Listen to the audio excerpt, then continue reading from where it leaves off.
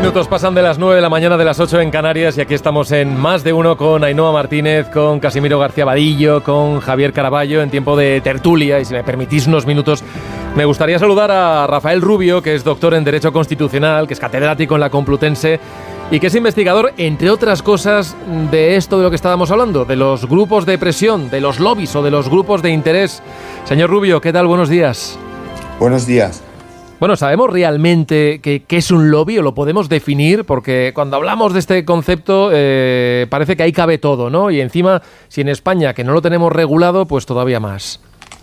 Sí, yo creo que uno de los grandes problemas del lobby es su definición, y en cierta forma, desde los años 40 en Estados Unidos, la regulación del lobby se ha ido atascando por las dificultades de definirlo. Se ha convertido en una especie de regulación de excepciones en los que nadie quería definirse como lobby, pero todo el mundo hacía lobby. Por eso, desde hace un tiempo, las regulaciones están incluyendo, más que la definición del lobby, la definición de las actividades de lobby, porque es mucho más concreto, es mucho más material y, por tanto, puede ser objeto de regulación jurídica. Por tanto, más que hablar de los lobbies en general, creo que es mejor hablar de actividades de lobby que son fácilmente detectables o que son más fáciles de detectar y, por tanto, pueden ser objeto de regulación. ¿Y cuáles serían esas actividades que entran en esa categoría de lobby?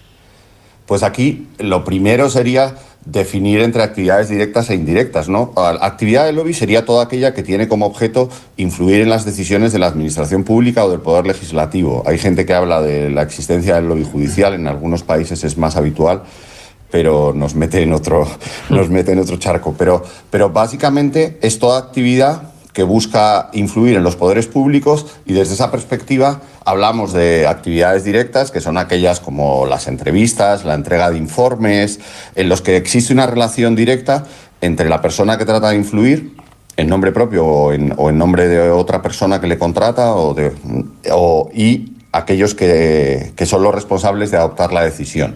Esas actividades son claramente susceptibles de regulación y parece evidente que se pueden detectar y someter al menos a obligaciones de transparencia.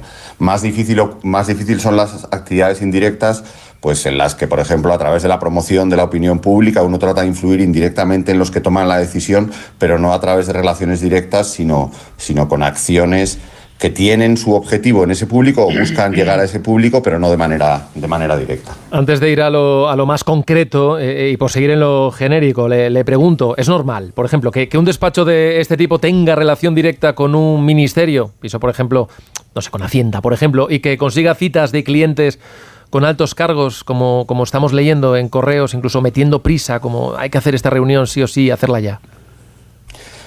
Es normal que estos despachos o estas oficinas de lobby que llevan a cabo labores de intermediación traten de establecer esa relación. Lo que no es normal es que gocen de una posición de privilegio y de alguna manera se integren en la estructura del que toma la decisión como si fueran parte de la misma. Pero la labor de intermediación precisamente consiste en eso, precisamente consiste en poner en contacto a las personas que tratan de influir o a las empresas que tienen unos intereses que defienden con los decisores públicos.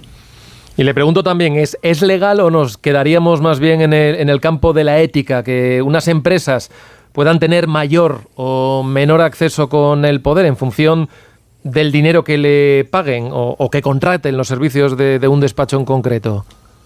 O sea, legal es porque en España, a pesar de que no está regulado, hay una sentencia del Tribunal Supremo del año 2012 donde dice expresamente que los contratos de lobby, los contratos entre empresas y este tipo de despachos que buscan promover esta labor de intermediación, tienen un objeto legal, por así decirlo. A partir de ahí, yo creo que el gran problema del lobby es un problema democrático, es un problema que genera un tipo de relación privilegiada para aquellos que cuentan pues con más recursos o con más capacidad. Y yo creo que, aunque con razón ponemos el foco de la regulación del lobby en la transparencia para evitar la corrupción, creo que hay un complemento indispensable que hay que tener en cuenta en cualquier regulación, que es precisamente el complemento de la igualdad, el complemento de que una regulación del lobby tiene que servir para que esas posiciones de privilegio no se den o se reduzcan lo más posible. Otros aspectos, ya pensando en cómo debería regularse esto, y no sé si fijándonos en el modelo que tienen algunos países de nuestro entorno. Hemos hablado también de puertas giratorias, de políticos que saltan a una de estas empresas, de estos despachos, pero que van, pero que también vuelven, además de forma bastante rápida y con poco pudor, al menos parece. Esto debería regularse también, entiendo. Sí, o sea, cualquier regulación del lobby tiene que ser una regulación, podríamos decir, integral, que tenga al menos en cuenta cinco elementos. El primero, que es el más habitual y, como usted dice, el más frecuente en los países de nuestro entorno, que es, siguiendo el modelo norteamericano que ha promovido de una forma muy directa la OCDE, es el que está centrado en la transparencia, en la creación de un registro de lobby y el control, y esto va intrínsecamente unido, de un órgano independiente que supervise ese registro y controle si se corresponde con la realidad. El segundo tiene que ver, como decíamos antes, con que esa transparencia afecte a las actividades, y esto tiene una relación directa con la agenda de los poderes públicos, tanto de los parlamentarios como los que trabajan para la administración. De ahí que la agenda, o sea, la transparencia de la agenda de los decisores sea también parte esencial de una regulación eficaz del lobby. En tercer lugar, tenemos la huella normativa, que es el que quede constancia de los cambios que han ido sufriendo las leyes o las decisiones y el sujeto, por así decirlo, que ha generado ese cambio, y que eso sea traqueable, perdón por el palabra, pero que se pueda seguir la evolución y los distintos cambios. En cuarto lugar, como usted decía, no solo las puertas giratorias, que son esenciales para evitar, no solo, como se pone siempre el acento, que alguien que está trabajando para la administración pase a trabajar para un lobby, sino, en mi opinión, y vista la experiencia, que alguien que está trabajando para un lobby pase a trabajar para la administración. Pero también las incompatibilidades, que es que incluso personas que están trabajando actualmente para la administración puedan colaborar de una manera directa o indirecta con los lobbies. Y por último, el régimen sancionatorio, porque hay uno de los grandes problemas de las regulaciones de nuestro entorno es que muchas de ellas evitan establecer sanciones o para los que llevan a cabo la labor de lobby de manera ilegal, o incluso para los funcionarios que pueden someterse a este tipo de actividades.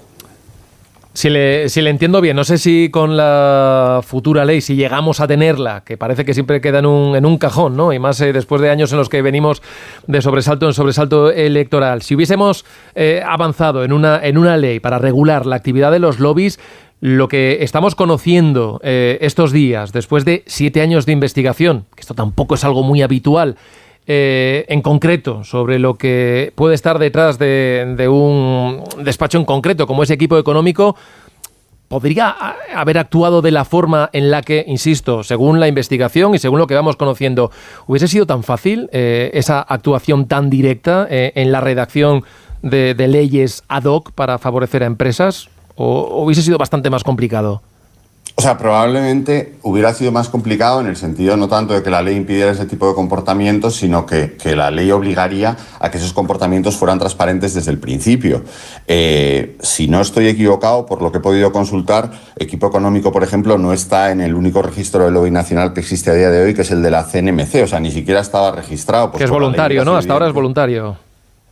Bueno, es que estamos hablando de aquellos que actúan frente a la CNMC y que quizá que Equipo Económico no ha actuado frente a la CNMC, o sea, no lo sé, pero sé que no está en el registro, ¿no? Sí. Entonces, con la ley hubiera estado obligado a registrarse, con la ley hubiera estado obligado a registrar cada una de esas actividades de las que ahora dan cuenta los correos electrónicos, serían consideradas actividades de presión o actividades de lobby, y tenían que estar sometidos tanto a la agenda de la persona que recibía ese correo electrónico, porque los correos también pueden ser susceptibles de transparencia, como a la persona que pedía la reunión. De alguna manera, y sobre todo si no se hubieran cumplido esas obligaciones de transparencia, pues sería ahora mismo sería evidente que se habría incumplido la ley, y por tanto sería mucho más fácil hacer el seguimiento y poder juzgar esas conductas. Se debería obligar también, dentro de esas posibilidades que podría tener esa ley, obligar a saber con quién se reúnen nuestros representantes públicos, los altos cargos, o eso ya es casi una quimera.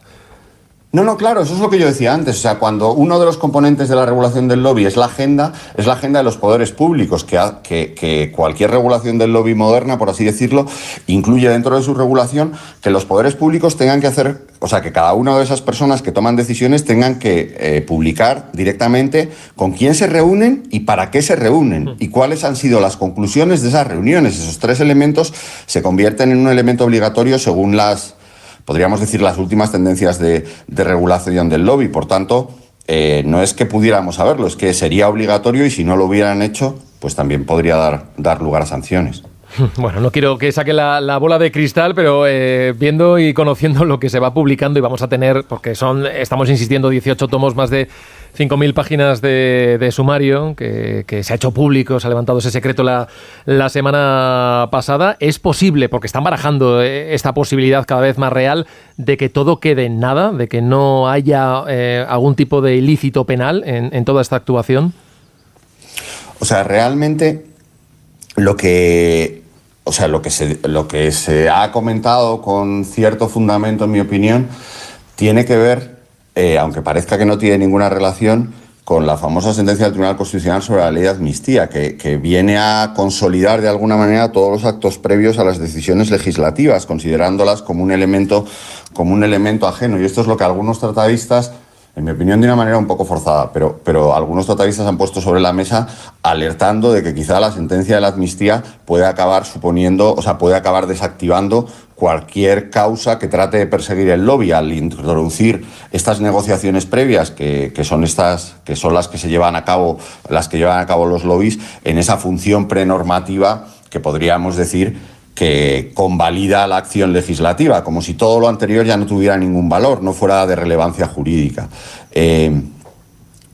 Pero yo creo que ahí hay algunas conductas, o sea, que si se comprueban y se prueban, entran dentro del Código Penal. Bueno, lo veremos porque hay todavía mucho que conocer seguramente dentro de ese sumario. Rafael Rubio, doctor en Derecho Constitucional, le agradecemos mucho que nos haya atendido esta mañana en Más de Uno.